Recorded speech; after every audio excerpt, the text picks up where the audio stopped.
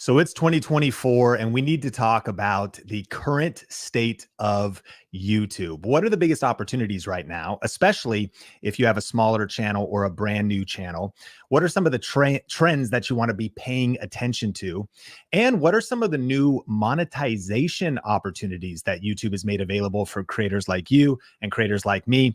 I'm fired up for this episode of the Think Media Show. We've got Nolan Molt in the house. What's up, Nolan? Yo, what's up, everybody? And we've got Omar El Takori with the balloons. Getting balloons. Happy New Year, Think Media fam. Let's go. So fired up, and we've got a packed episode. We'll be covering some interactive questions and some things during it. But Nolan, take it away. Let's dive straight into the current state of YouTube, and then we'll get into these opportunities. Yeah, I'm excited because YouTube is growing. And there are a lot of opportunity out there. If you want to start a YouTube channel, or if you already have one and you really want to go all in, I think this is the perfect video for you to watch. And one of the, some of the stats I found online about this last year in 2023 was that the total video watch hours per day was 1 billion hours, which to me is absolutely insane. There's more people watching than ever. There's people watching longer than ever. And the number of videos watched per day are 5 billion videos. So there's 5 billion views going out. There's opportunity for you to snag a couple of those views because people want to watch video content and they want to watch it on YouTube. And so what's even more interesting to me too is what people do on their cell phones when it comes to YouTube. 70% is this first number. This is the percentage of YouTube watch time coming from mobile devices. So people are really consuming on their mobile phones. And so this is why oftentimes, when we create thumbnails, we're specifically shrinking them down to see how they look like, on a mobile device. But this next number is very interesting. The average mobile viewing session is 40 plus minutes on your phone. And so if we look at this next slide, it's actually, what you'll notice is you'll see 2019 right here. It just gets more and more. So over the years, people are spending more and more time on YouTube, which is a great sign for those of us who want to make YouTube our full-time thing, want to make more money on YouTube, grow our channels. And so 62% of internet users in the US access YouTube on the daily. That's pretty insane. YouTube also generated 29.2 billion in revenue last year. YouTube has 2.7 billion monthly active users based all around the world. And it is still the second most visited website in existence. It is the second largest search engine behind Google. And man, for me, YouTube is one of those things, Sean, where like people will be like, they ask what I do for a living. And I'm like, I do YouTube. And every once in a while you'll have someone be like, what happens if YouTube goes away? I'm like, nah, it's not. It's just getting bigger and bigger. Like I'd be more scared to be in like traditional media than I would to be on YouTube. I'm so confident, and it's so cool to look back at the previous year and to see numbers growing and more people on YouTube. So I'm excited, and all the numbers are kind of in our favor for us YouTube creators, which is obviously an amazing thing. Yeah, I'm curious, Omar, what are some of your takeaways before we get into the opportunities from just sort of the state of YouTube right now? Yeah, I think what stood out kind of that I noticed last year was this ability that YouTube is getting smarter to serve the viewer, right? There's kind of like everybody always asks the question, like, how do you break or crack the algorithm on YouTube? But the reality is you don't crack an algorithm, you crack an audience. And Nolan mentioned that all this traffic is actually already taking place. So there isn't a traffic problem. It's more about just you getting out there and putting yourself out there, letting people know about the things you are excited about, the things that you are really well-versed in or a subject matter expert in. And I think more than anything, it was just cool. Every year goes by and I'm always like, who are those like new creators that you started to now follow? And it poses the opportunity that there's possibility for you to still be discovered on YouTube. And it's just always exciting to see new faces kind of get, their face out there and their audience grow and their subscribers grow. And it's like, dang, they're doing it a different way. Here's another way we can do it. So I was kind of excited about. Yeah, that data makes me think about supply and demand. And so, if we think from a business standpoint, right, everything is about supply and demand. Is the market already saturated? How much competition is there? And I think that from those stats, I think number one, we can't ignore the competition. I think that it's never been more important in 2024 to skill up, to take, if you're going to do YouTube, to have a serious mindset. You can't just dabble. You've got to really dominate in terms of getting skills, leveling up, taking it seriously. However, everything you just shared, Nolan, is so powerful because um, consumption is going through the roof. There is demand for content. People are looking for educational content, entertaining content. People are searching for fresh creators. And so somebody said, there's really never been a better time to start a YouTube channel. And we're going to get into these opportunities. But from a lot of the research I've been doing, it is a fact that YouTube is actually very generous with impressions. YouTube is giving giving a lot of shorts creators or people posting shorts impressions, giving new channels impressions, even the way the algorithm is working for me. Sometimes I'm kind of surprised by the videos I'm being recommended because I'm not sure what they have to do with me. That's YouTube working out the algorithm. But nevertheless, when that video hits my TV screen or my mobile phone, they're getting an impression. The opportunity we have to make videos from home, nobody knows us. The only capital you need to get started is a smartphone, and to start getting free publicity, hence an impression. Now, that's why it's so important. We master titles and master thumbnails and master topics, and then think about grabbing people's attention when they actually click. But I think in 2024, the landscape is huge because there's a massive demand for content. So if creators can rise to the top in terms of their skill set, then they can fill and supply that, and there's tons of opportunity. 100%. And one of the things that we're going to get into, as well as YouTube Shorts, which is kind of one of those new features that YouTube has brought in, and people are still, kind of unsure about it. But what we'll see with some of the statistics from this past year is, it's growing. And so, Sean, I want you to talk about some of the opportunities here with YouTube Shorts and how our audience and people listening right now are able to maybe use YouTube Shorts to grow their channels and grow their use this opportunity to build what they're already building. Yes, I'm excited. So let's talk about one of the big opportunities is short form content. I want to take people behind the scenes and show them a little bit of our analytics here on Think Media. But before I do, I want to also let people know that today's video is brought to you by Think Media Sale. If you haven't heard about this yet, there's actually only 3 days left until this sale ends. So thinkmediasale.com, we're running a New Year's sale. This Saturday, we're doing this cool event called the YouTube Roadmap Workshop. That's a live event. It'll be recorded if you can't make it. Plus, we've got our title guide, our niche finder course, our starter kit. It's a massive bundle of actionable downloads, PDFs, resources. If you're ready to crush it on YouTube in 2024, check it out at thinkmediasale.com. It's only $57 for a limited time, but that is ending soon. And there's details in the description down below if you want to check that out. I think the biggest thing for me when it comes to now opportunities, Nolan, as we go into this opportunity section, I do think short form content, vertical content, not only has it been a wave, but it's going to be a massive wave this coming year. And you broke down some stats from 2022 to the end of 2023. Daily views on the app grew from 1.5 billion to 70 billion. So that's the number, y'all. YouTube Shorts are getting 70 billion views a day. How do you get discovered when nobody knows you? How do you get found if you're just starting a brand new channel? You need to get a view. You need to get an impression. You need to get in front of people. YouTube Shorts are getting 70 billion views per day. And so let me know if you're here live or in the comments. Are you actively posting shorts? Are you anti-shorts? Are you still not wanting to join the shorts bandwagon? Let me know. But YouTube Shorts is 1.5 billion monthly active users, and vertical video has emerged as Gen Z's preferred method of communication. So I think if you're going to be positioning yourself right, you're going to be leaning into YouTube Shorts. And so, for us, we can now look back over a year's time. I think that we've been posting shorts for over a year, as you can see.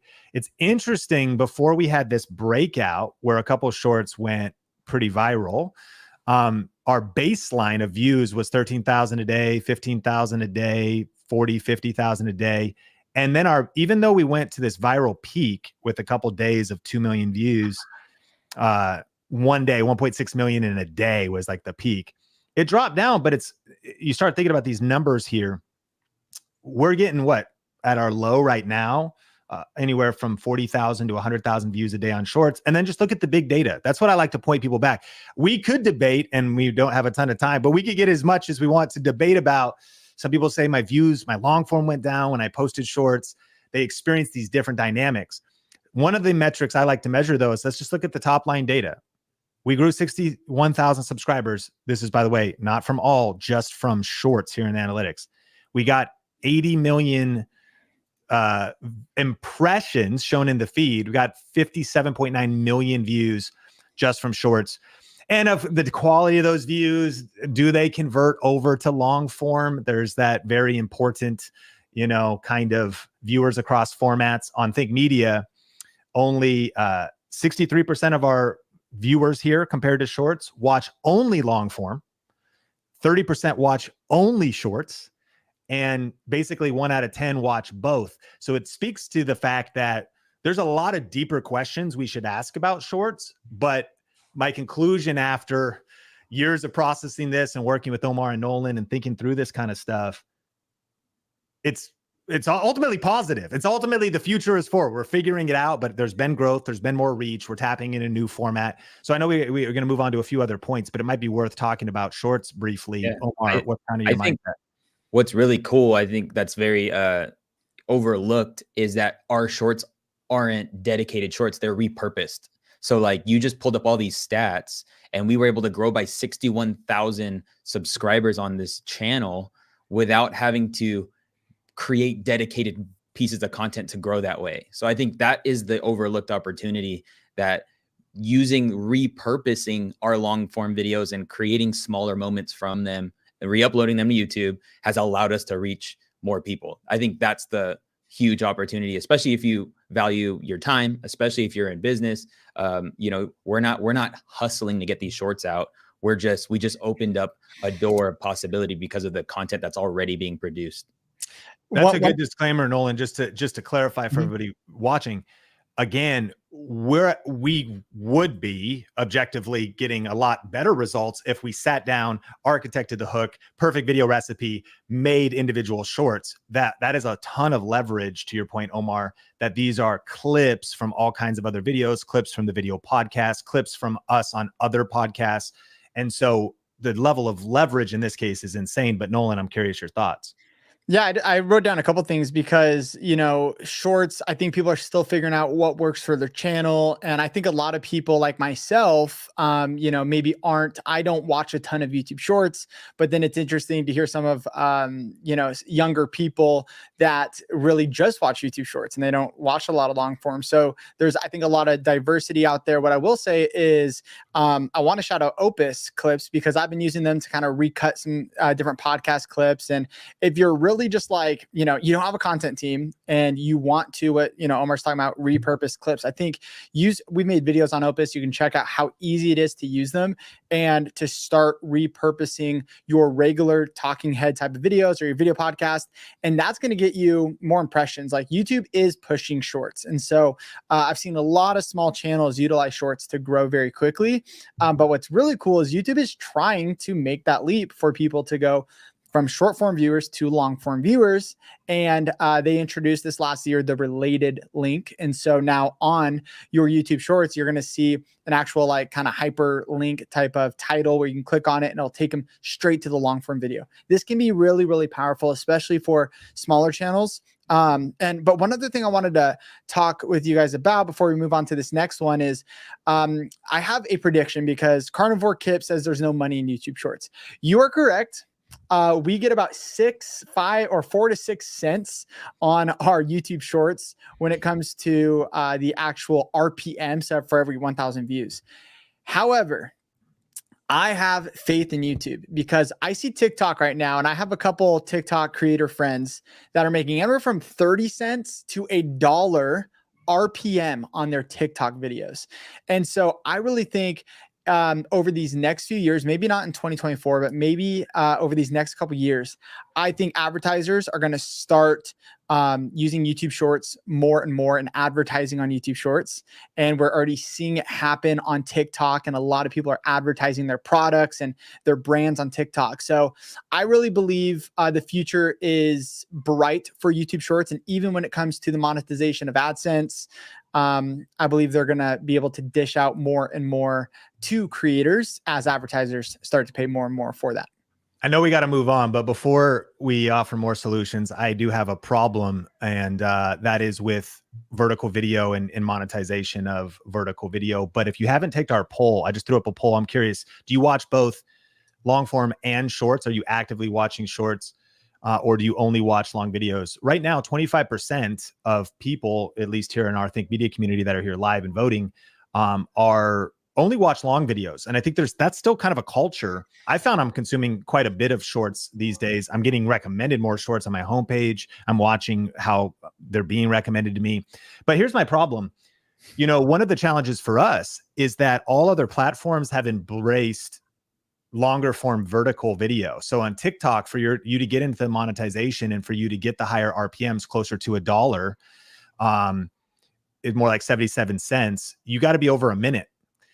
Problem is, if you want to post the content everywhere, YouTube Shorts is now the only platform that is capped at the 60 seconds.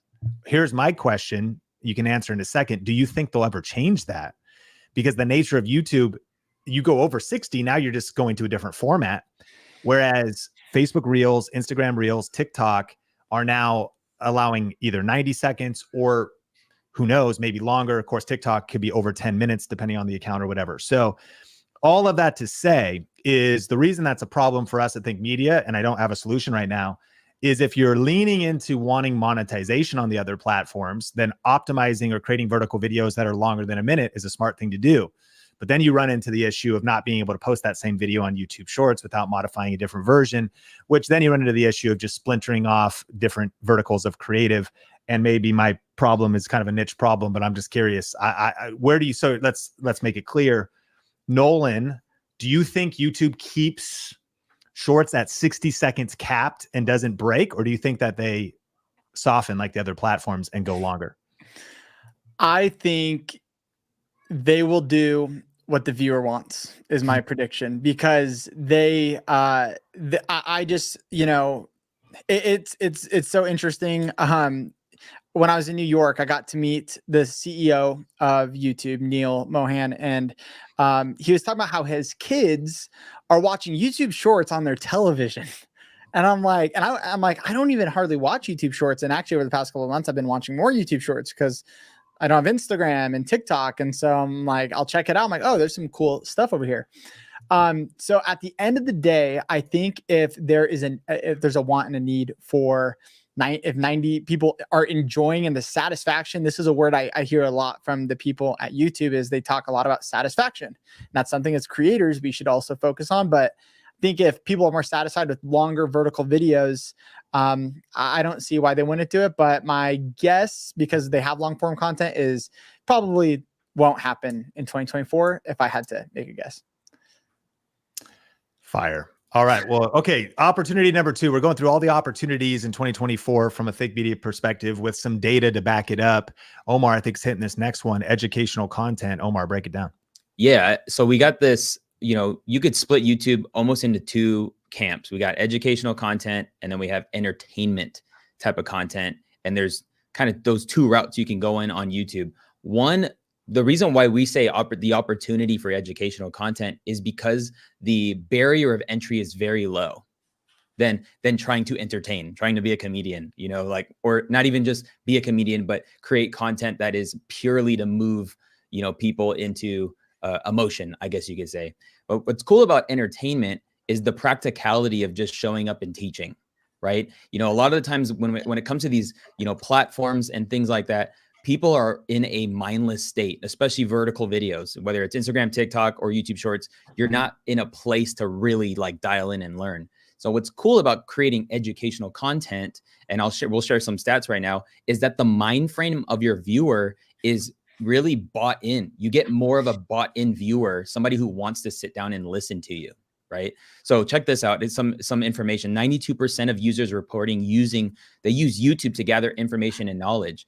And I always like to say that people turn their phones this way and they start hanging out with the creator when they go on YouTube. Or, I watch YouTube TV on my television. Let me know if you watch YouTube on your television, which, if you want a quick tip, by the way, to level up in 2024, just start consuming YouTube and learning more about it, even on your free time. The more you understand it, the more you're going to create better. I always like to say, if you change the way you consume, you'll change the way you create. And so pull up that slide really quick. Again, I just want to point out a couple of other stats.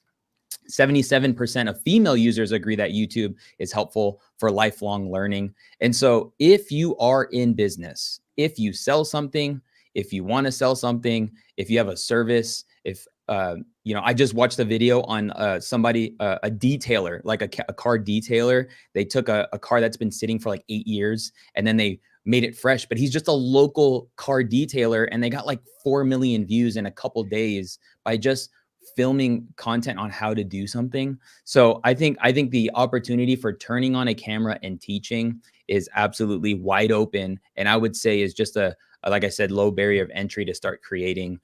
We absolutely love this practical approach when it comes to YouTube, because most people can really just teach something you already know, right? And so I'd love to know your guys' thoughts on this, because we try to tie, there is I would say Bill Nye the Science Guy made educational and entertaining mesh, which you can do, and that takes a skill. But from a lot of people, they could probably just turn on a camera and start teaching. Yeah, and I heard Ali Abdaal break it down. I agree with you. Again, we're pro entertainment. If it's about your personality, it's about music, it's about maybe more challenge based, like a Mr. Beast format, React channels. Entertainment is a big opportunity, but it can also be very hard to break through. And I heard Ali Abdaal break it down like this. He mentioned, if teaching something he believes anybody could do on YouTube and be successful. And he said, if you don't know anything, you just need the patience and the diligence to go learn something. And he referenced some case studies of like, teach yourself a foreign language. How'd you do it in a year? Then break down how you did it over that last year. So you can always teach if you're only 1 or 2 steps ahead of others, or if you take the next, which this would be the secret that people could be missing. I'm not saying, oh, there's this get rich quick opportunity on YouTube to just start a channel and go viral. No, the discipline required would be, what if your next 12 to 24 months look like you transforming? It kind of makes me think about a guest we recently had on our podcast. Omar, you had him on your show and mine, Erm McManus. He said, instead of actually learning how to become a good storyteller, we should be better story livers first. Go be the case study. Go learn the thing. You taught yourself how to cook. You taught yourself how a foreign language. You taught yourself how to edit video. You taught yourself new AI.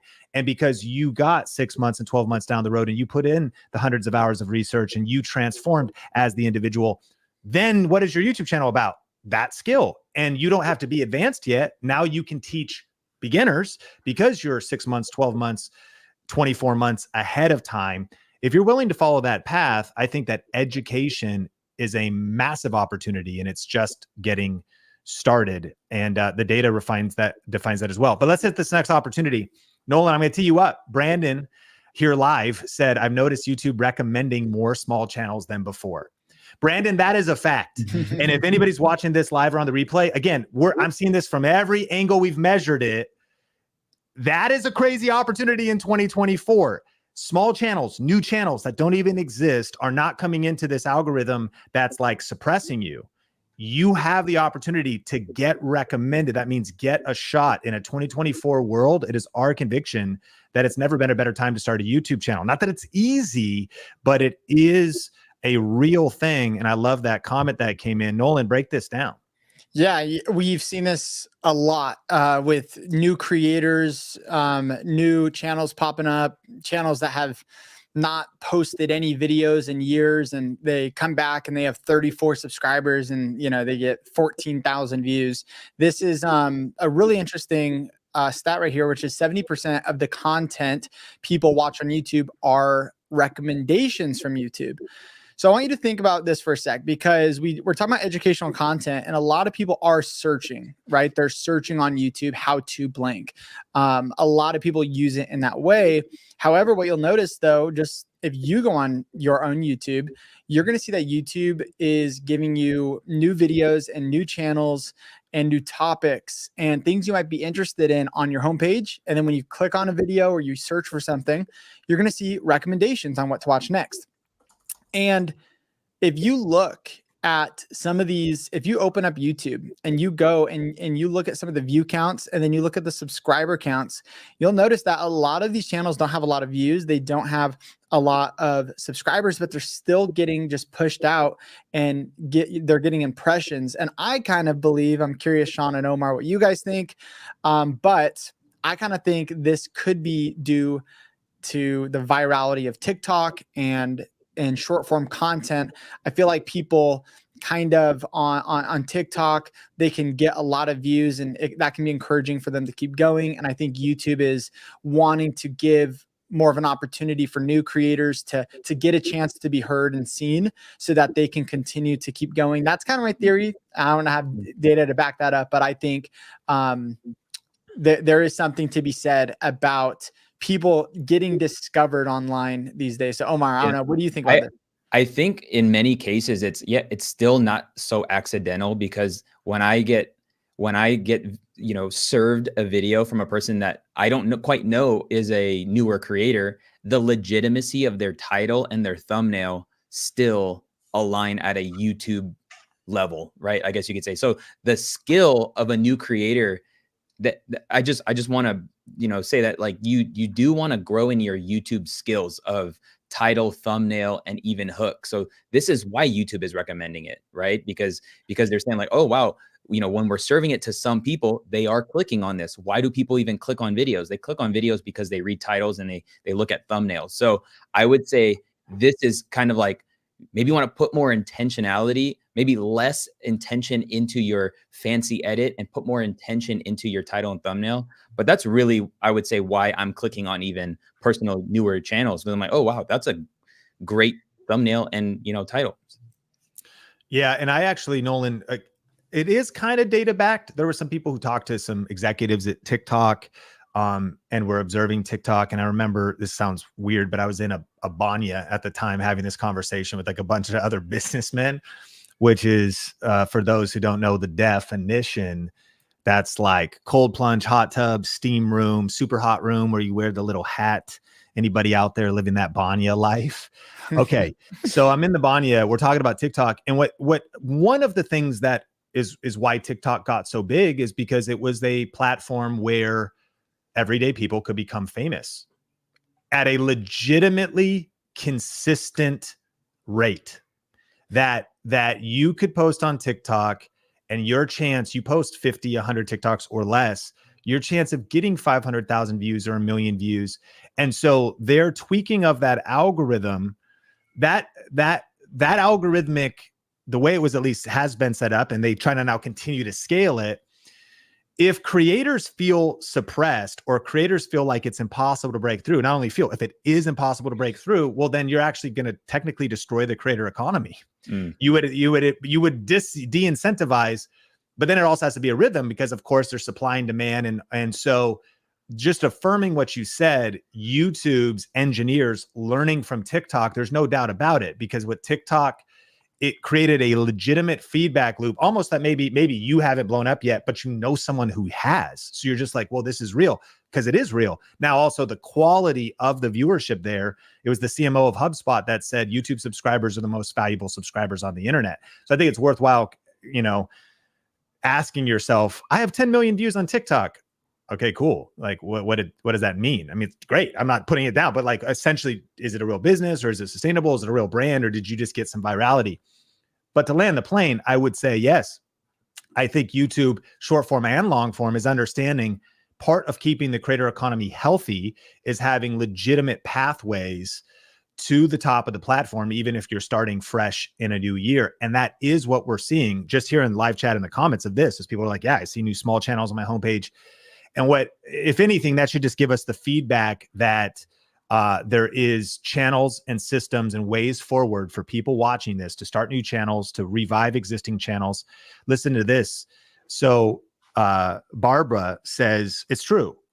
When I'm getting YouTube with 20,000 impressions, less than 700 subs, and growing to 1,400 watch hours. So she's getting 20,000 impressions with a 700 subscriber channel on her content. That's a lot of awareness. Then it goes to what Omar's saying. Okay, what are you doing with those impressions? YouTube is trying to kind of get you out there, giving you a shot. What's your title? What's your thumbnail? What's the topic? What's the feedback when they give you that shot? Todd Dupree, one of the lead engineers of the algorithm, said that if you get 20,000 impressions this week, it's 7x next week. I'm sure at some point it starts going down, but this was at Vid Summit. He said it's 7x. So also, like, once you start building momentum on YouTube, YouTube is going to try to see if your videos satisfy a wider group of people. I hope that all of this geek talk encourages listeners that it's just the algorithm is legitimately, they're trying to wire it to give creators a shot, because it's not helpful to them to like kill the creator economy because people are like, it just doesn't work. It actually does. So of course, make sure you're subscribed here on Think Media, because that's what this channel is all about, is helping you figure out those best practices so you can rise above and make this legit. Back to you, Nolan. Yeah, so we got another opportunity here that I want Omar to touch on, and it's reaction channels. Yeah, this is reaction channels, and you could even say reaction content. You can also replace this for commentary content or commentary channels. And check out this. This is a crazy stat. It says this. It says 54% of people surveyed said they would rather watch YouTube creators break down a major event than actually watch the event itself.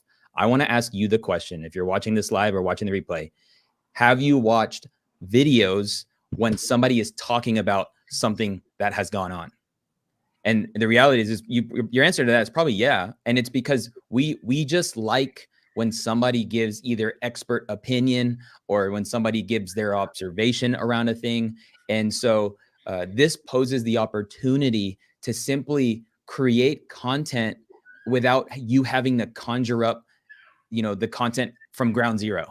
You're actually just taking something that's already out there, that has already happened, and you are talking about it. You are commentating on it.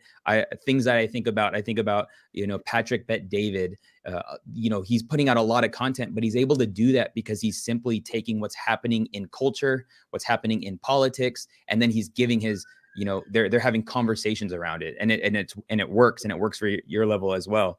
We have a friend in our community, Johnny Law, where, he used to be like a detective guy, investigator. And he made reactionary content to a big, shooting that took place, and it got his channel so much attention. So what is the punchline here? The punchline here is that you can make content on content.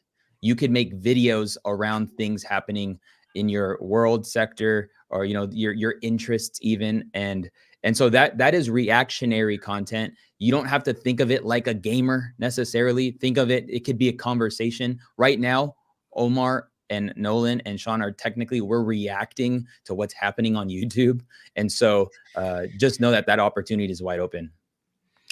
Yeah, I've got also, this is a good quote for 2024. And let me bring this up because a lot of people had mentioned in response, a lot of yeses, Omar, when they said, have you not just watched the event itself, but have you watched somebody, react to the event?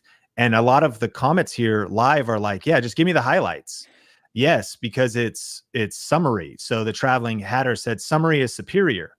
So here's the term for this officially, if y'all haven't heard this, but this is from like an article, The Future Belongs to the Synthesizers. I think synthesizers are going to win, not just in 2024, but in this next decade. And here's the quote from E.O. Wilson. We are drowning in information while starving for wisdom.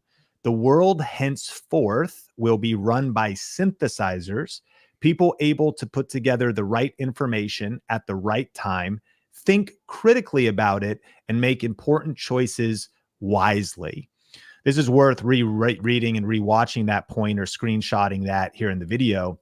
Because when I think about, okay, yes, there's like raw React channels and there's some opportunity there, but if we also think about stepping into the top 2% of creators, what's going to make the React channel different?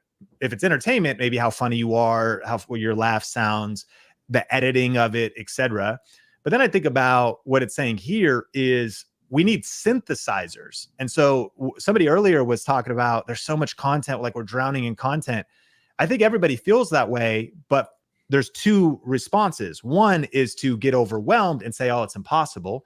The other response is to get educated and say, how could I make that happen? How could I become a synthesizer? And actually, entrepreneurs see solutions for every problem. Complainers see problems for every solution. So most people look at the overwhelming amount of content. They're just like, throw in the towel. No, that's an opportunity. Like there's so many people watching this. If you start realizing, we'll hit some stuff later about like long form content, podcasts are trending. We're seeing, of course, how much those are blowing up. There's more creators sharing great news information or whatever around the world. So what do people need more of than ever before is synthesizing. Who can maybe summarize? I know for me, I can't even keep up with every podcast I watch. I'm like, oh, sick. Lex Friedman talked to Jeff Bezos. I don't got 3.5 hours. Like, what are we talking about? So of course, AI tools, can you support those AI tools? Can you watch it? Can you give me the clips? Can you give me the highlights? People are getting wealthy off of OPC, other people's content, not OPP, naughty by nature. Well, people are probably getting wealthy on that, but OPC, other people's content is through fair use, through being a synthesizer. And I think this would be, though, the biggest thing that stands out to me on this quote, though, is the starving for wisdom part. Makes me think of our mutual friend Ruslan KD. He is reacting to a lot of stuff in the faith-based world, kind of in the Christian world. He is reacting to a lot of stuff, but he's also not just like reacting to it. Then in this case, he's like, and I got a Bible verse at the end, and I got, another article to connect this to. I think if you're going to lean into React, I think it's about starting to think about how you gather multiple divergent sources of information, simplify them, know how to repackage them. But what we're seeing happen is people are building 6-figure incomes from other people's content. And why some would argue that it's lazy and low-hanging fruit, and there's the stuff with like Sniper Wolf, and she's undergone like a lot of criticism for like how low effort and how if you just do React, I'm not even here to maybe put a vote in the game on that.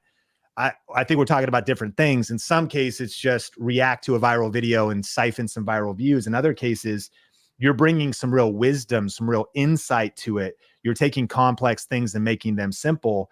And so React content doesn't necessarily mean low effort content. I think it actually could be equally as hard because it takes the heavy lifting of that person's brain, energy, the time they spent. Many videos that have done very well on Think Media, where I've gotten viral views or whatever, is because I spent 40 hours of research to make a 14-minute video. And one reason why it's so dense and rich is because I spent freaking 40 hours of research in it. So that's not lower effort. That is a massive, when people say there's too much, there's not too many synthesizers. There's not too many people with wisdom putting in the real time, the real work. And therefore it's a wide open blue ocean, in my opinion, if you're willing to put in the hustle. Yeah, it's funny how you brought that up. Nolan just texted me yesterday about somebody who made a reaction video about me and Nolan's conversation. And it's performing best on her channel. She has a fairly small channel, and she just put herself in the thumbnail, but she's just sharing her thoughts and how it communicates to her. And she like literally low hanging fruit, I'm like, more power to you. But no, yeah. What were you going to say, Nolan? No, I was gonna just, this conversation is, I think sometimes it's good to think smarter, not harder, right? Because some people, like, just naturally, if you're like me, you love learning and you love, looking into information, and you're here learning about YouTube. And so if you can take that passion you have for learning or for watching, there's really a place for you on YouTube, and there's a place for you in the creator economy. And it brings up the next point, which I think just goes super well with reactionary content. It's very similar, but fandom channels. I think there's an opportunity here in 2024 this study says that 60% of Gen Z have used YouTube to find more content about a movie or a show that they just watched. And so if you are in love with Star Wars, there is a place for you on YouTube to react to the trailer, to talk about what films they should make next, to give your thoughts when they release who's going to be acting as this person and that person. There's content to be made, because I think at the end of the day, people want other opinions. They don't just want the mainstream news. They want to hear your reaction. They want to hear your thoughts. They want to know your opinion if you enjoyed that movie or not. I remember before watching Oppenheimer, I went on YouTube and I was like, what do I need to know about World War II before watching, like, how was a bomb? And I like watched all these videos before watching the movie Oppenheimer. And this, though, you know, it's very similar to what I did last year. I started a basketball YouTube channel. And, you know, I think people, it's like when an event happens or, you know, the finals happen, people want to know, what do you think about Jokic winning the finals MVP? You know, and like, there is a place for your opinions on YouTube. And so that's why I love YouTube, is really to broadcast your voice, your opinion, and your thoughts. And it's the perfect place to do it while making money. So yeah. I mean, I personally love watching. It's just kind of like, you know, we all have our, like, what's your YouTube feed? It'll reveal like what you're into. But I love golf, and I also love fashion content. And I always watch, you know, content around clothing drops and shoe drops. And what are people doing? They have the item in hand and they're like, look, this is crazy, bro. Check this out. Look how they fit. And it again, using other things to create content around. I hope this is like opening up some limiting beliefs. Like, I don't have any videos to make, you know, I don't have any ideas to make videos about. There's literally endless ideas, and we're just helping you discover these opportunities. But just know that if there is an interest or something you have, you can make a part-time or even full-time income with a genuine interest that you have. It's insane. And I think fandom channels are underrated, you know, as Nolan was kind of curating some of these trends too. Again, if you're picking the right niche, and Nolan has a separate video that just came out too, to definitely watch in the library. It's in the last 2 weeks.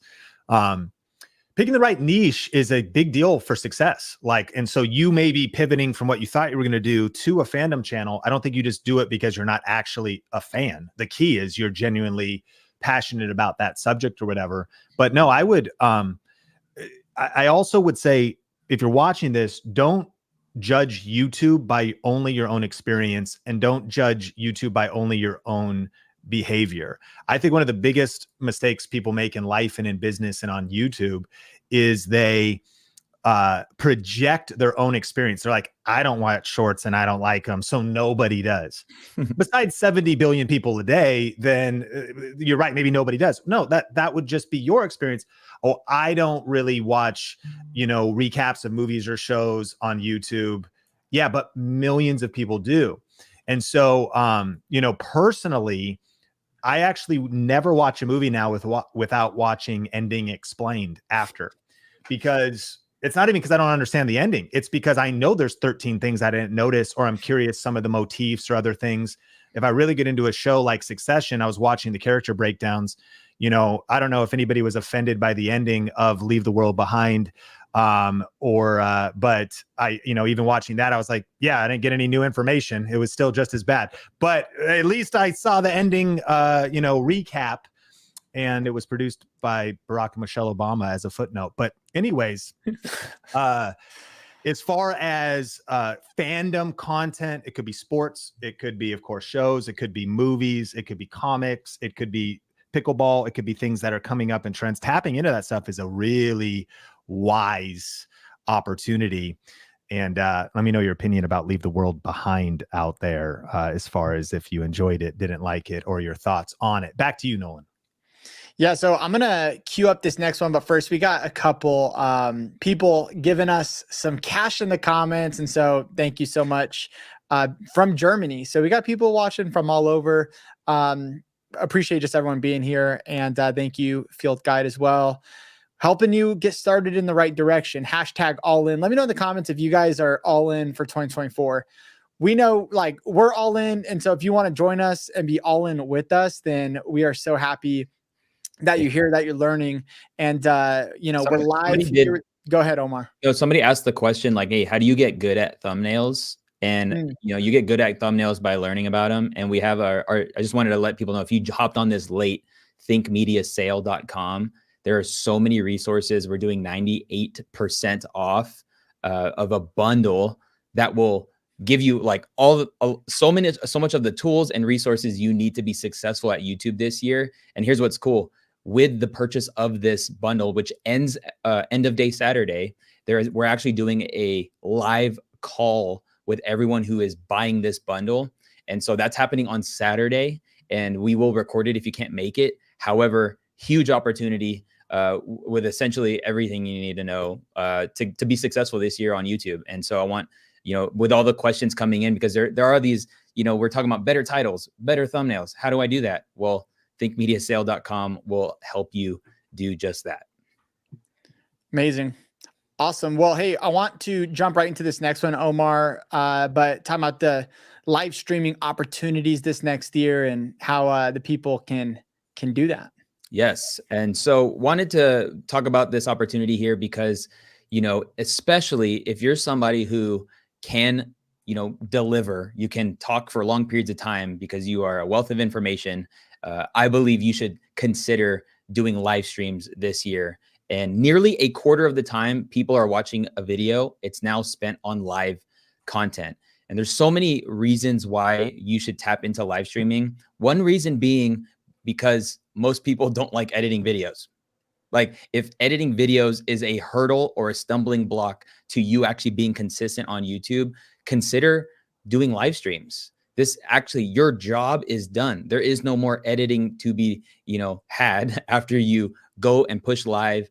And here's why live streaming is powerful. Number one, YouTube will push out relevant information. Anytime you add an updated year, if maybe you're in real estate and you're doing like a market update, do a market update in a live stream. YouTube wants to get most recent information out to people, and doing live streams allows you to do that. You can make live streams more dynamic by using a software or tool, kind of like a StreamYard. That's what we're using right now to be able to switch the slides and pull up, other people. But, people want to see humans just be human on camera, right? Like, of course we can watch edited content, content that's, synthesized, as Sean mentioned, but you could also synthesize and deliver content live, and it's not abnormal. It's like human interaction. And if there's anything I've noticed that YouTube is really rewarding, it's just transparency and authenticity. So when I say live stream, I mean, do you have slide decks? Do you have presentations that you already have, like literally sitting on computers and laptops? This poses the opportunity to now just show up and deliver, just straight through. And so I would encourage you, again, doesn't have to be the gamer live stream. It literally could be educational content live stream. It could be all the stuff we even talked about. It could be reaction live stream. Yeah. It could be, all those things. Yeah, love that. Sean, anything you want to add to live streaming? One question that I can tee up for you here is someone, I think you kind of touched on that, Omar, but like just press live and talk. Well, you can, but you're better off with the visual. That's why I love StreamYard, which people can go to streamwiththink.com if you guys want it. That's what we're using right now. And it's like, we're kind of doing what we're talking about, which is we have slides, we'll showcase them and kind of go through our points, talking about it, and we can bring on guests and stuff. So I don't recommend just going live and talking. I do, have some sort of visual element, but Sean, for the people who hate editing, but maybe they're still a little bit scared even to jump on a live stream, any advice for that person who is a little intimidated by going live?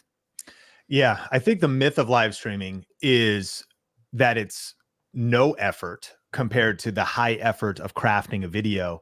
And it could be no effort, but if you put incredibly low effort into a live stream, you'll probably get low views and low results. So to your point, the big idea for me is, how do I create a show? And then what elements could be a part of that show? If you study streaming, there could be, it could be story time. It could be Q&A time. You could have times where you react to trending stories of the week. If you were to go back and look at like legends like Regis Philbin, who had different co-hosts over the years, he always had like an opening, like he'd read the headlines. If you look at some of the biggest personalities that are on YouTube today, and all kinds of different niches, you can see a lot of insights from traditional media, traditional legends like a Regis Philbin, who always kind of told a story of where he went last night and different experiences he had. And he kind of is always kind of self-depreciating. And then you fast forward to like Kelly Ripa's show now, and you think about having guests. Then you modernize all that to the fact that like we're in 3 different cities. We are all hours apart right now. Nolan is 6 hours one way from me, 4 hours. Omar's the other. Nolan and I are both in Washington. Omar's in Vegas right now. But StreamYard has made it possible for us to do a show. We could pull up our slides. We could pull up a screen. So yeah, I think if you're thinking about live streaming, I think 1, start before you're ready. 2, your first live streams will be your worst live streams. And use your season in obscurity to prepare you for popularity. So be okay when only 3 people are there or no people are there, and the replay value, because that's kind of just the cost of entry. That is the cost of admission to building up a brand, building up your skill set. But if you fast forward to what I think mastery looks like, just what could your show be? What could people expect? How could you brand a show eventually? How could you have segments in the show? How could you mess with that? And, you know, Coffee with Cannell on our other channel is my show on our Think Media podcast channel. A lot of times it's start with the training, have some kind of call to action, then do Q&A, guests are pre-scheduled. I'll do live coaching. And we're messing with the segments all the time, but it's kind of like giving yourself an environment, like some constraints. I know I'm going live. That's a fact. And I know I want to maybe go live once a week. And I know that maybe it'll have this, this, and this, but then let me always be thinking about how I could improve it. How can I make the beginning better? And we could do things like StreamYard's got even little videos. So eventually your show could have, clips to little things like,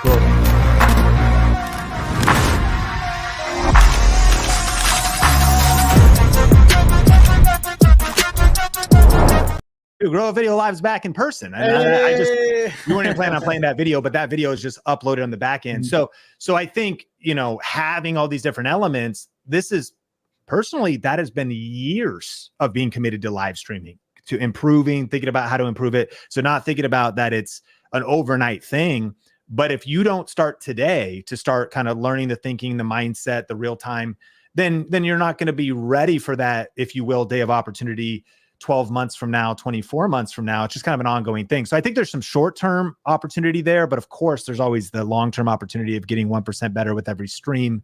And those are a few thoughts. Yeah. If I could boil it down just to make it, accessible, here's what I would like for you to think of when it comes to live streaming, so that even though you don't have people on, at least the video, like Sean mentioned of term, might have flew over a lot of people's head, but that is replay value. So when we say live streaming is an opportunity, we're not saying turning on a camera, going live and having 1,000 people just like ready to learn or whatever receive is going to happen. What we're saying is it's a very efficient way to create. And so at a bare minimum, you still want a good title. You want a good thumbnail. And if you noticed how Sean started this live stream, he started with an actual, what we call a hook. A scripted out, he wrote it out, he wrote out his hook, kind of got it into him, and then he delivered it. So I would encourage you to good title, good thumbnail, and have either a hook where you're having 2 enrolling questions, or let people know what you're about to get into and then get right into it. So that when people watch it after the fact, when you do your live stream and nobody watches, but your email list of about 200 people or 1,000 people, and you send it out, that there's actual replay value. That's where the real power is. And I love seeing a lot of Sean's older live streams literally going crazy, because it is a great, like, the content in of itself has so much high replay value. It's amazing. But what it does do is, as you build the audience of people who come on, you build that intimacy, like just being able to either, take on questions on real time, and do some Q&A and stuff. But, somebody mentioned that, my thing is just nobody shows up. Hey, awesome. Still deliver a great quality piece of content that has high value, and the replay value, it'll speak for itself, and YouTube will find the people eventually, especially if you show up consistently around a certain topic. Sean, your friend, Mark, the real estate agent, he just went live every day. Did he have slides prepared, or he just did research and then just came with the information? Yeah. Are we thinking about one rental at a time? He goes live every day off of notes, off of a whiteboard, off of Great. Yeah. yeah, but hits you with like the 5 financial news things you need a day. By the way, it's a show. He created a show. It's very low tech. I messaged him, like, make eye contact with the lens. He like does, and he's doing incredibly well. 80K a year in ad revenue, built about a 400K top line business in terms of the impact. Quote unquote small channel, not only at 50,000 subscribers now. For those kind of numbers, like there's a lot of, but all that to say was you speak to a show, and it's actually one of my favorite shows. I'm not looking at the production value, but I am looking at the information value. And he took his habit. We're talking about Michael Zuber from One Rental at a Time. And I don't know, which is another great example. And he took his habit of studying the financial news every day personally for about an hour, because that's what he loves. You turn your passion into profit this way. He gets up, reads Bloomberg, reads NMS, NBC, reads Yahoo Finance. And then once he quit his corporate job and wanted to go all in the creator economy as a content creator, he was like, wait a minute, I already read and research. I already am curious and fascinated. I already would be into this. Now I'm just going to take the hour every day that I do. Rates are up, rates are down. This is what the Fed did. This is what's happening. This is what somebody else, the 5 predictions they have. And it's become one of my favorite shows, 20 or less minutes, a lot of times 10 or less minutes. These are the type of things that I think are exciting about it, because it's not necessarily, you're like, show, I need a background, I need lighting, I need a crew, I need a sign, I need live animals. Like, maybe not yet. I mean, we can work our way into that. But you may just need like a clear promise, some good information, and then be brief, be bright, be fun, and be done. And then boom, you've got daily financial news, Uber blowing it up over at One Rental at a Time. So yeah, I think there is some opportunities for live stream, and let's keep it moving. Let's keep it moving. Yeah, amazing. So this next one, Sean, I want you to touch on the opportunity here with shopping features.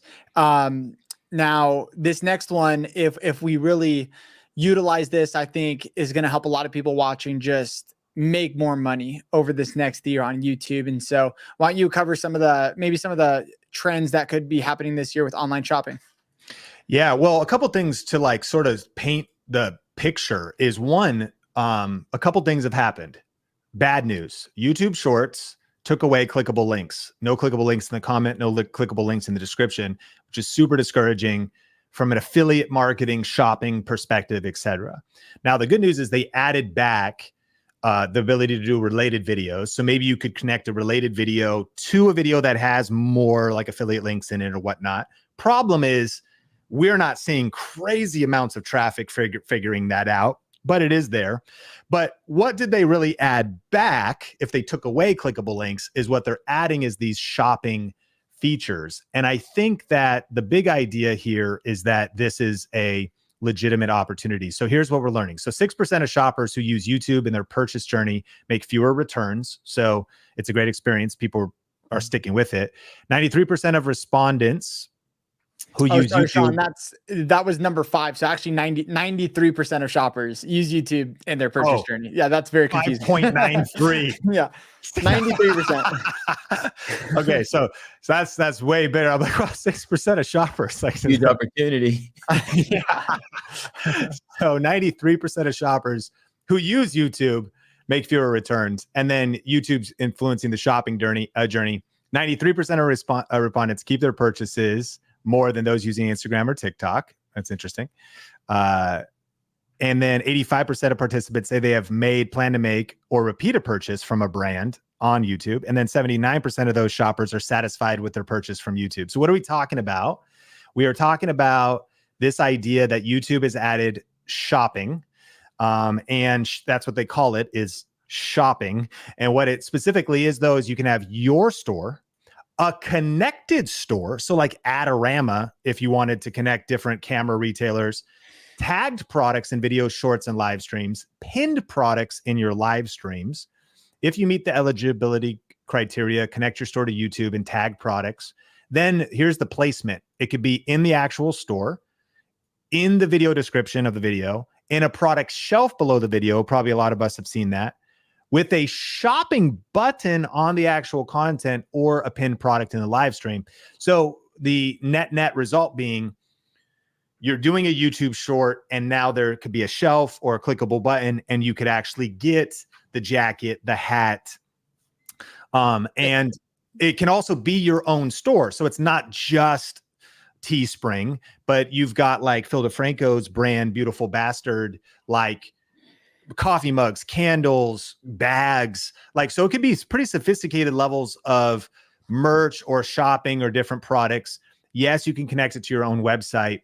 My biggest takeaway from this is that, at least personally, is that I just want to start playing with this because this is what's evident for me as far as 2024 and opportunities.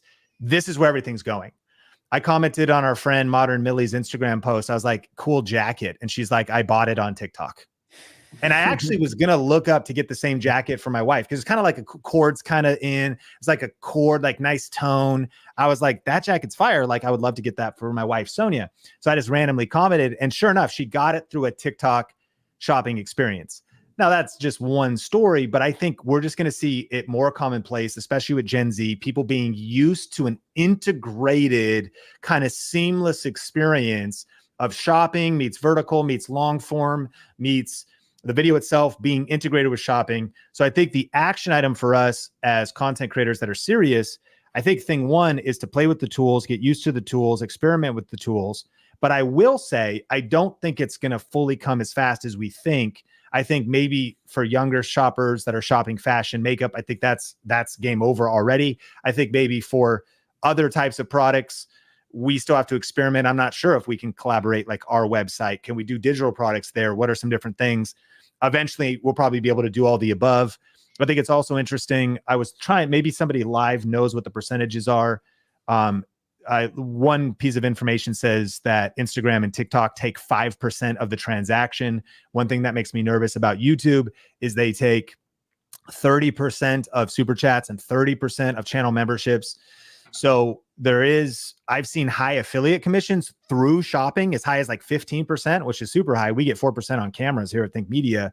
So 15% sounds crazy, but then it's like, how well does it convert?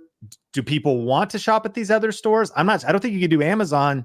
And so I still am going to go to Amazon because it's probably better price, or it's the same as Adorama, but I already have Prime. It's going to be at my house in the next 3 hours because of shipping and infrastructure and distribution. So that's where I'm at. I don't know if that was clear, but I'm kind of at, it's a big deal. It's a new opportunity for creators. And I forgot to mention, YouTube did just lower eligibility for monetization. I think it's 3,000. No, not 3,000. It's less subs. It's 3,000 hours of watch time. It's less shorts, 3 million shorts views, whatever the new terms are. However, all that unlocks for you is not the YouTube partner program. It unlocks super chats, shopping, which I think is amazing. So I do think some creators should definitely not ignore this. It's a real opportunity. And if you dip your toes in it, but don't end up like making much money or any money, I don't think that's wasted time. I think that the courageous, bold, creative people that don't quit, the reason they win is because even if they quote unquote fail January, February, March, April of 2024, failures are the stepping stones to success. All of those learnings and experiments led them to understand, oh, shoot, now I know how to create a short and I understand this thing and I understand my percentage and I create a short and boom, it gets a couple million views. And now you've got $1,000 a month of income coming in. Why? Because you went on offense in January of 2024 and leaned into some of these new features. So that's why I'm not ignoring them. But I do have some I don't think it's going to fully take over for as soon as we think. And so those are a few thoughts. Yeah, just to add one thing to the context as well, Amazon affiliate links are still, making a lot of money for us and a lot of the people in our community. But this is kind of a good visual representation too of the new integration that YouTube is evolving. What they want to happen is they're trying to make the viewer experience as seamless as possible. So if you are talking about products, instead of clicking on a link and going off YouTube and going to Amazon to buy, they want you to just do it all within the app. And I think it's going to take a little bit of time, for this to really be super seamless. But I do think if the affiliate commissions are even the same, I think more people, we're just seeing it on TikTok, right? All the TikTok shops, like a lot of people are buying stuff off TikTok. And so I think they're really trying to bring that over to the YouTube space. And I think if they do it good enough, I think it could help a lot of us who are making some money on affiliates make even more, because it will be such an easier, like, boom, they buy, they're back watching the video. So I'm excited for it, but this is something to keep our eye on as it evolves. And so definitely keep using, Amazon affiliate links in your description, best practice. But this is something cool that could definitely help you make more money as it develops a little bit more. And it's very heavy consumer facing. Here it's very heavy fashion. They're saying their highest commission. This is shopping.withyoutube.com, breaking down that Pottery Barn will give you 7%, Neiman Marcus 15%. And as you navigate through here again, you could see some of the other gifts for gamers, holiday deals, trending fashion. That's where I kind of go back to where, maybe fashion, makeup, beauty, there's a heavier relevance there. We're seeing less of maybe the tech, consumer tech. Anyways, that it would be cool to watch this evolve. And I know we have a couple final trends to land the plane on here. So let's hit the next one. Yeah, this is more of a prediction that I have for 2024 and beyond, which is that the TV, I believe, is going to get replaced by YouTube.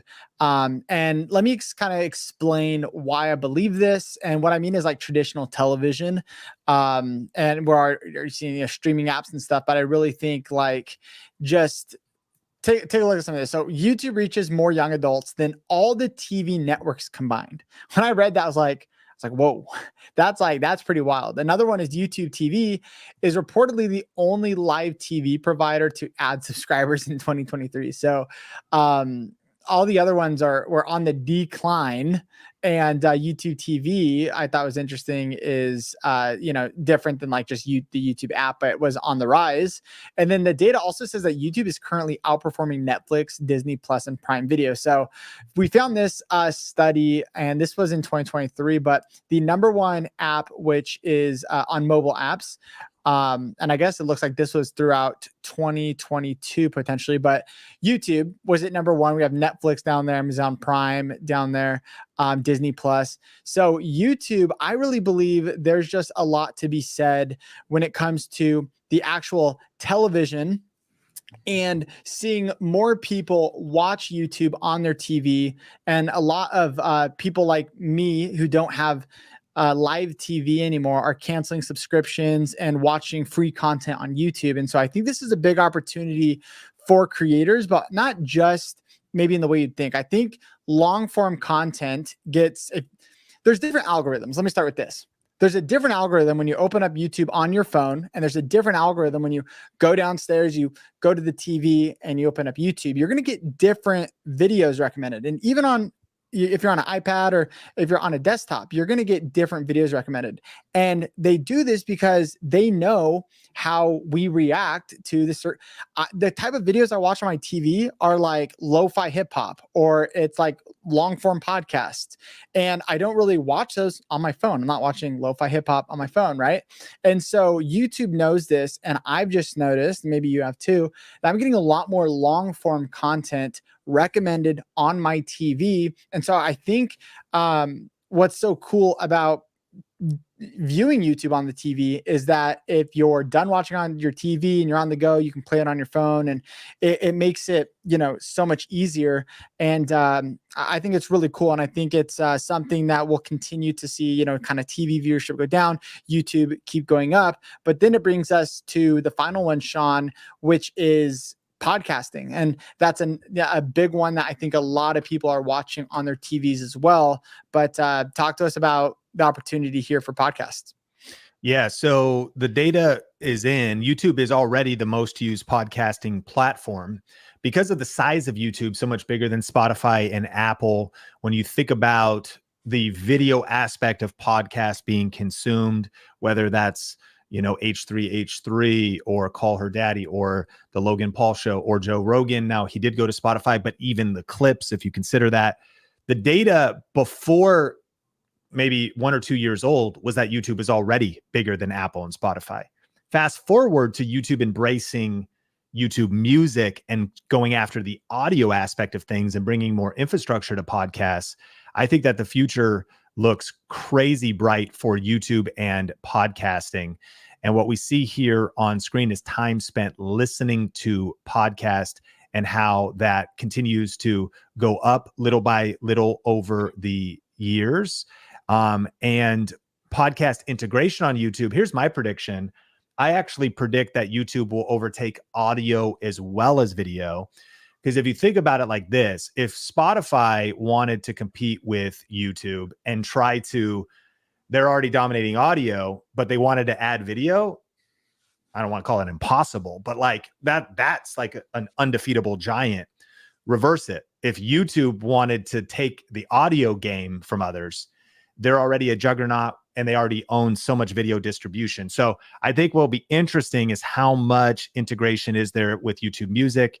I think a fundamental thing they need to do is allow you to listen to audio with your lock screen on if you're not a YouTube Premium user. I think that opens up the world of possibility in terms of people passively listening to podcasts, the video version.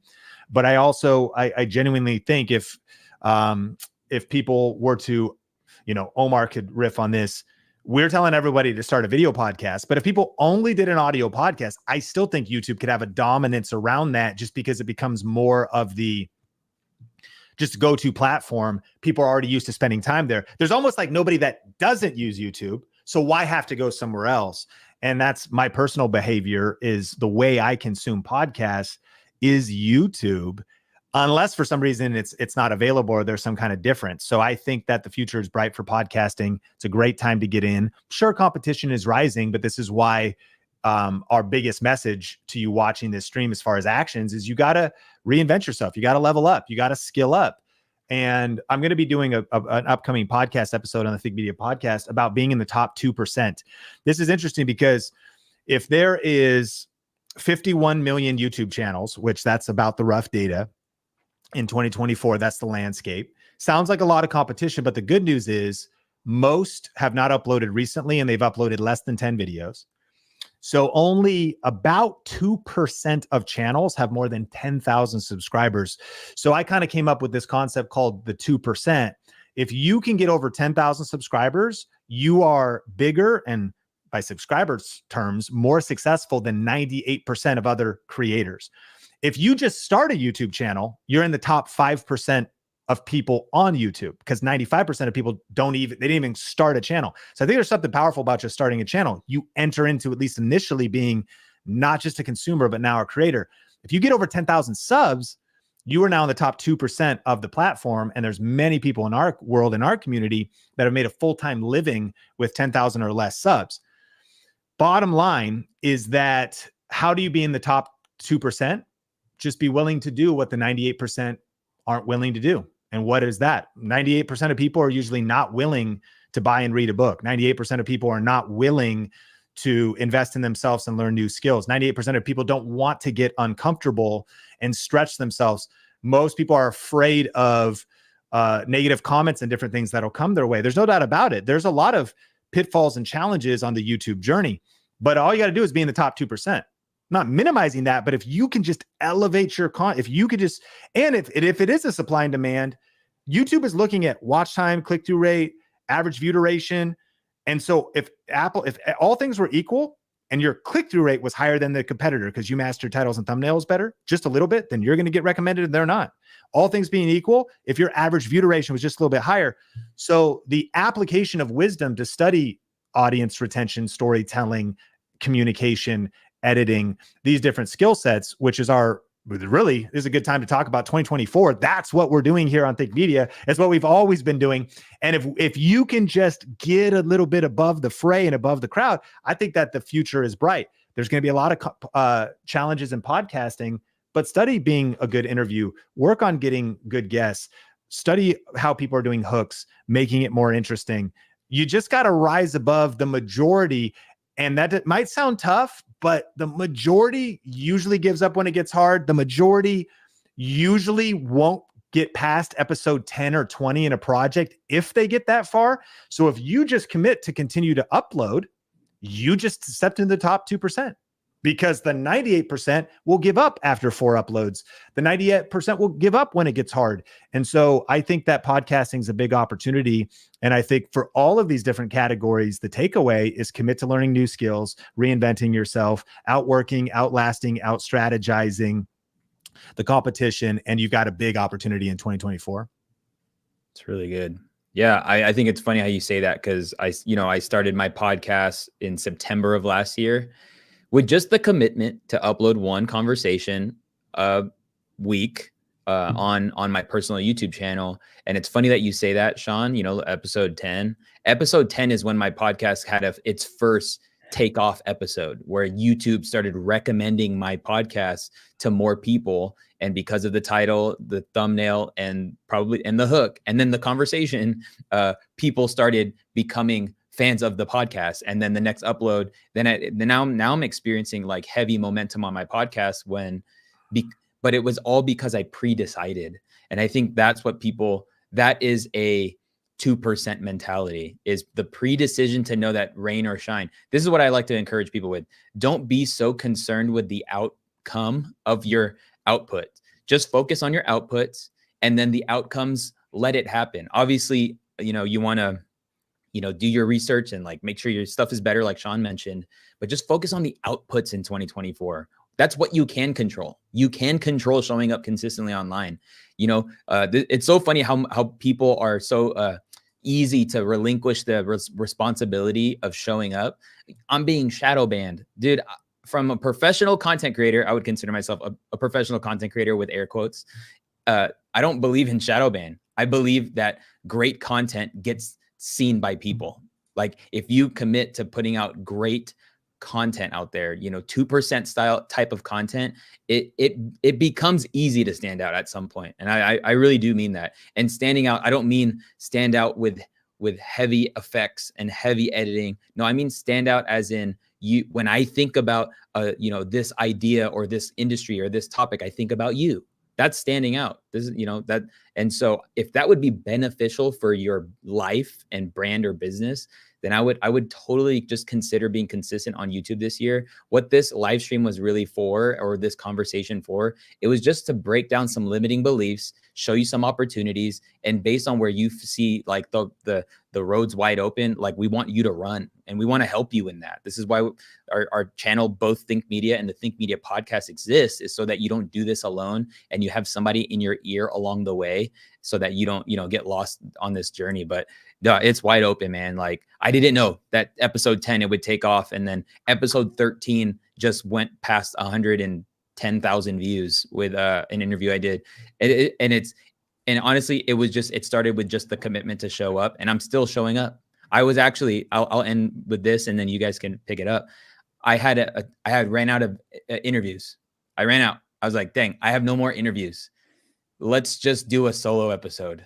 And I was like, no, I'm afraid. Nobody cares about my solo episode. And you know what? I was like, all right, I'm going to have I have 2 people that are on my team that I pay to help me with video and help me with like admin tasks. I was like, you know what, guys, Gen Z, come in. We're going to turn on cameras.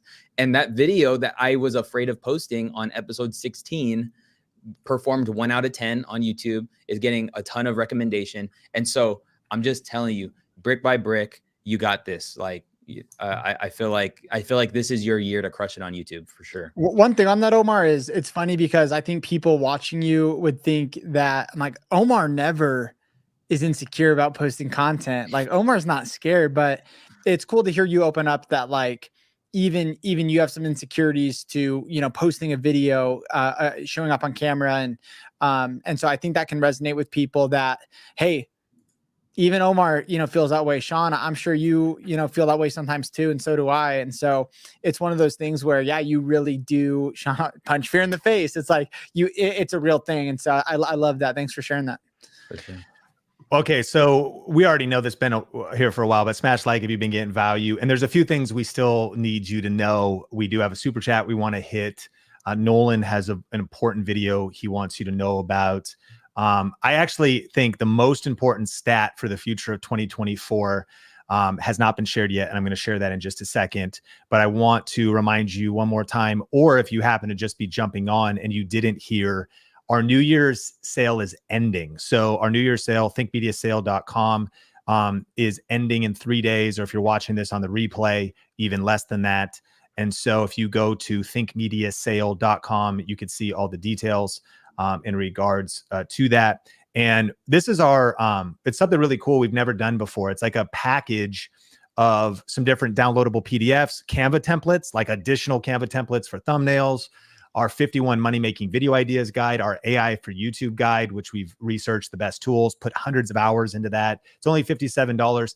And it includes a ticket to the YouTube Roadmap Workshop, which let's get your entire YouTube plan dialed for 2024.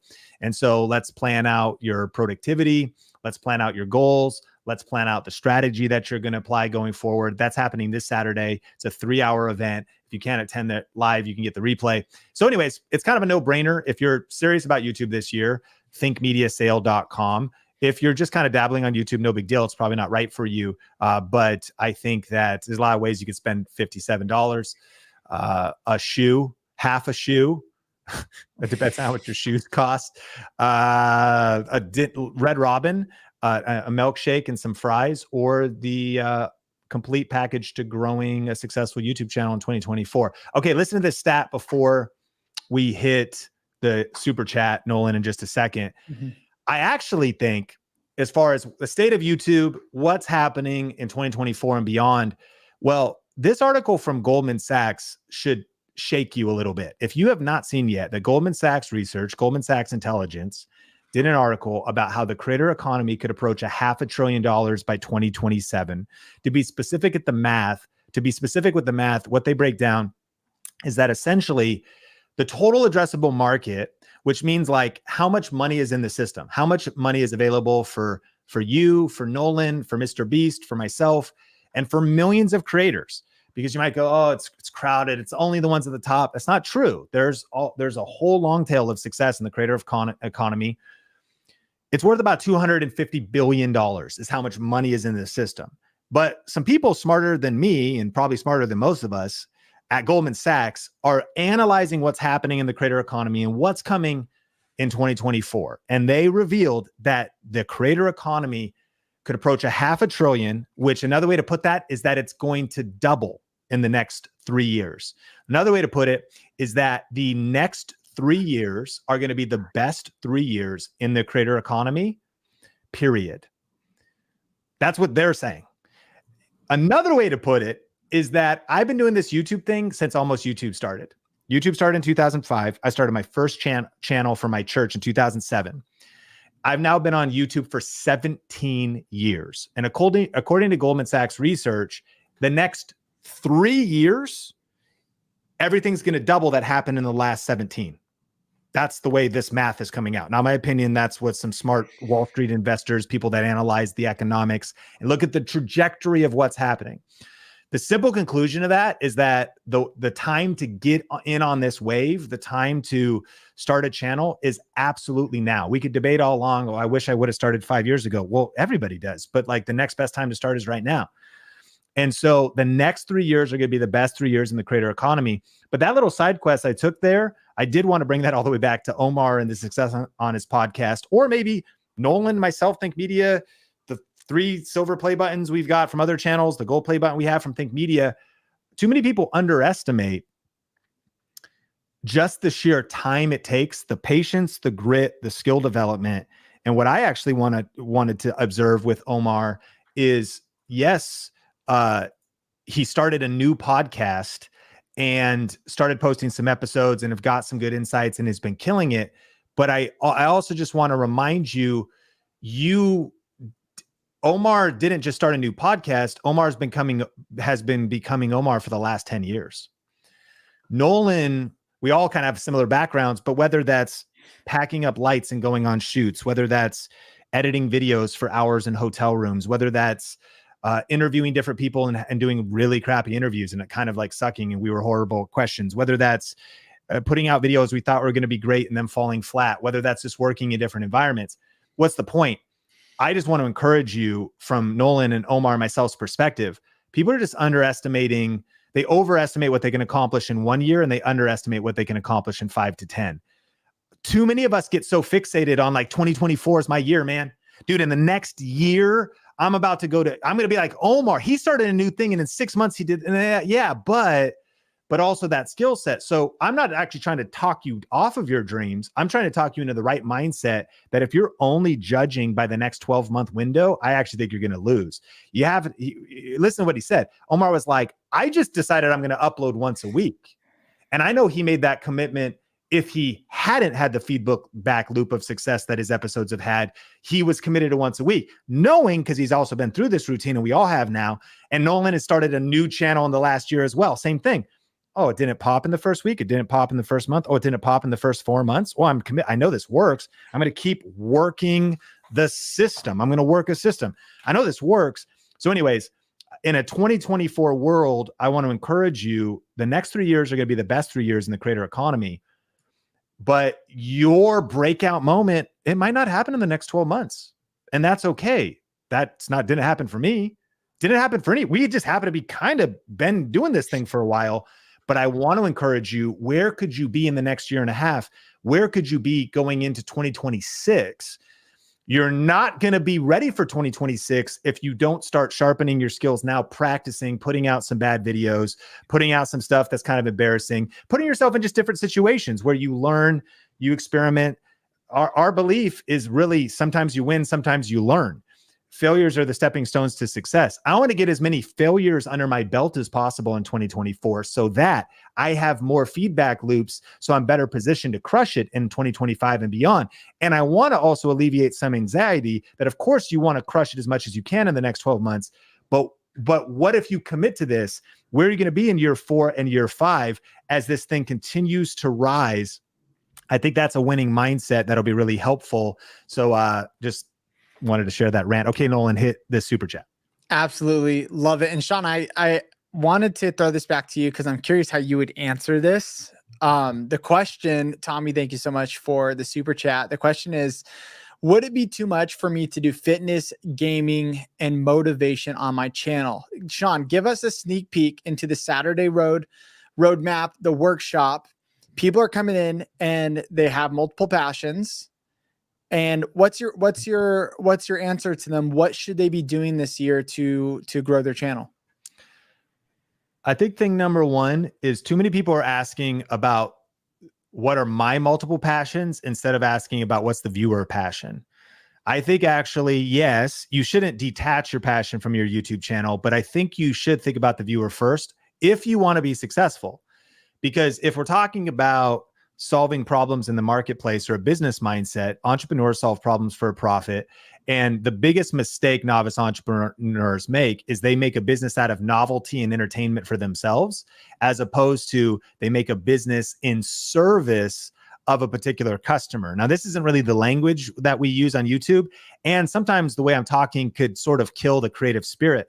But this is why more creatives need this mindset, because there's too many starving artists and real artists don't starve. And so there's something about going into it saying, what does the viewer want? And Tommy, my answer is actually, it could work if you've themed it together that you are never uploading videos your subscribers didn't subscribe for.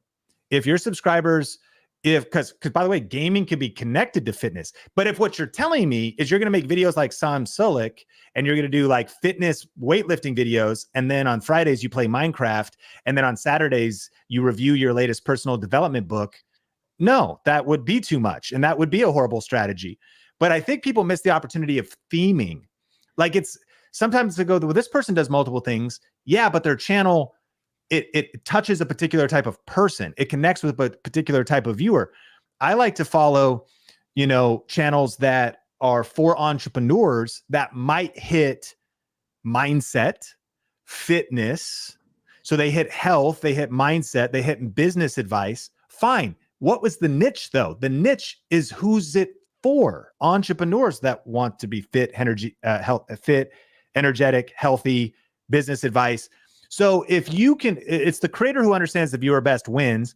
to your point, Nolan, we don't have enough time to really unpack that. We're going to be focusing heavy on this because to get your positioning right, to get your niche right, to get your channel right. And for some, you're one or two small tweaks away, maybe in your branding and messaging that could tie it all together. And it's not that you're a variety channel, it's that the variety of content on your channel makes sense because there's a clear brand, a clear theme, there's a clear value proposition to the subscribers that the channel is intended for. On the flip side is the other half, or maybe more so, of those that are watching here live or on the replay. You might be in a mentality where, no, you are doing too many things on the channel, and one upload builds things up while the next upload tears it down, because you're just trying to cram too many divergent topics, and there is no through line, there is no unifying brand, and you're confusing the algorithm, and your strategy is doomed to fail.